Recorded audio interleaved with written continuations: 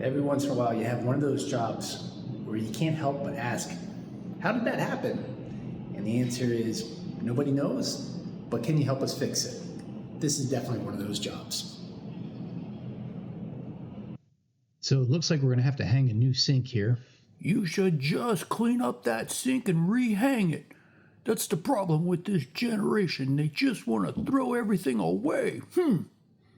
Usually that's an option, but unfortunately, when the employees were in here cleaning up, they threw away the hanging bracket specific to this model sink, and I can't get one, so we're going to have to put in a new unit. Now that we can get a closer look, we can see why the sink fell off the wall. They use these puny little anchors that are designed for drywall. They aren't going to support a heavy load such as a wall-hung sink. We'll show you the right anchors to use. But first, let's get our surface area cleaned up. I'll use a heavy scraper and then a razor blade to get most of the caulk. I'll use an all-purpose cleaner to get the last little bits and bobs. Preparation is key to having a really nice end product.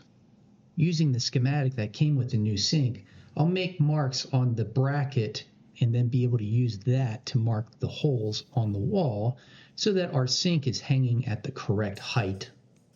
This is especially important if this is an ADA rated bathroom and your sink rim cannot exceed a height of 34 inches. Once we have all of our holes marked, we can begin drilling. Using a glass-tipped bit rather than a hammer drill bit will help reduce the chances of cracking the tile. Since there isn't a stud or backing in some of the areas where we need to put holes, I'm going to use these toggler anchors. When installed properly, these can hold up to 85 pounds per anchor. You slip it through the hole, slide the two arms together so that the anchor is perpendicular to the wall, and slide the head so it's flush against the tile.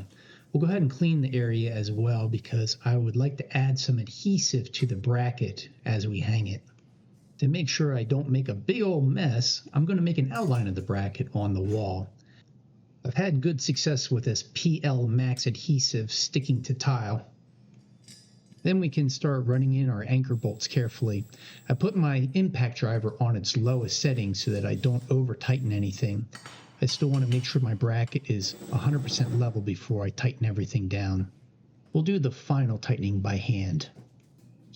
We are now ready to dry fit our sink. The main purpose of this is to make sure that it's sitting level before we drill our final holes. These lower holes make it so that the sink cannot accidentally be popped off to the wall. Using the same method as before, we use a glass and tile bit to make our hole. And let's pull this old anchor out as well while we're at it. And let's install our toggler anchor so it's all ready to go. Let's now swap everything over from the old sink to the new sink. This is the motion sensor valve.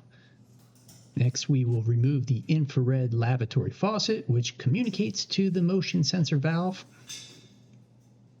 And lastly, let's remove our commercial grid drain. Here we have our new sink, and we are preparing the grid drain for installation by putting a fresh bead of putty on there. We'll go ahead and crank this down so that it squishes out and seals nicely. Next, we will install our infrared lavatory faucet. We'll go ahead and put everything back together exactly how it was and make sure that the faucet lines up nice and straight and doesn't wiggle around. Now we can make a final installation of the sink.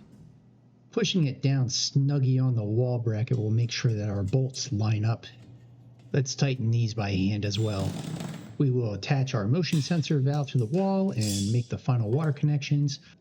Let's also install a new P-trap. And we are ready to turn the water back on. Let's bleed the air out by activating the infrared sensor and check all of our water connections to make sure that we don't have any leaks. Now we can install our caulking. This has several important functions. It gives adhesive strength to the sink and the wall.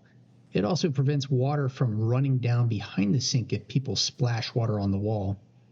And it makes it look nice.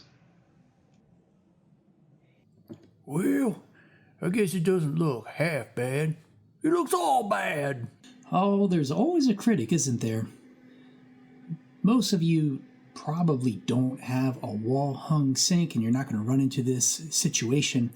However, you're probably more interested in learning how to install a kitchen faucet, or how to remove and replace a toilet, or even how to clear the hair out of a bathroom drain.